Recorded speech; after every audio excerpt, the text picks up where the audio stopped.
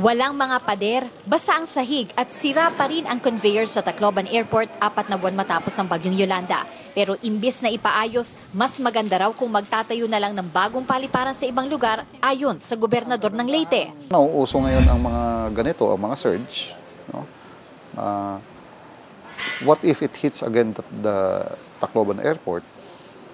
And then after that surge, nakita mo may isa, dalawa, tatlong barko sa runway. Ang bayan ng Palo kung saan mayor ang ina ni Governor Pitilla at ang bayan ng Santa Fe ang mga posibleng lugar para sa bagong airport.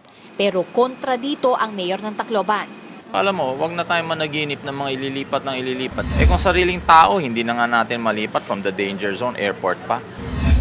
Bukod sa airport, marami pa ang dapat isaayos sa Tacloban. Nasa 14,000 pamilya ang kailangan ng permanenteng relokasyon. Nakadapa pa rin ang ilang government office at wala pa rin matinong paaralan ng mga bata. Dahil dito pinulong ng isang German aid agency ang mga donor at ang mga munisipyong hanggang ngayon humihingi pa rin ng tulong. With concrete project briefs which is indicating the objectives and budget for these activities, which then can be match-maked with budgets from different agencies.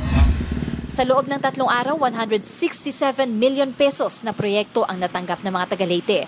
Bukod pa yan sa bilyong pisong halaga ng tulong na nauna nang dumating dito. Giit ng alkalde, mas madali raw sana ang pagbangon ng Tacloban kung pinagkatiwalaan ang lokal na pamahalaan.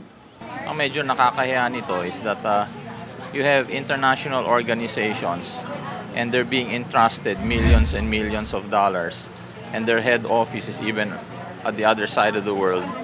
And they're being entrusted with that amount. And the LGUs are not being entrusted with any amount. Giniit naman ni Architect Jun Palafox na delayed na raw talaga ang rehabilitasyon sa mga nasalanta ng bagyong Yolanda. Pero depensa ni Jimeno, hindi raw basta-basta ang report na manggagaling sa NDRRMC. Ina Zara, News 5.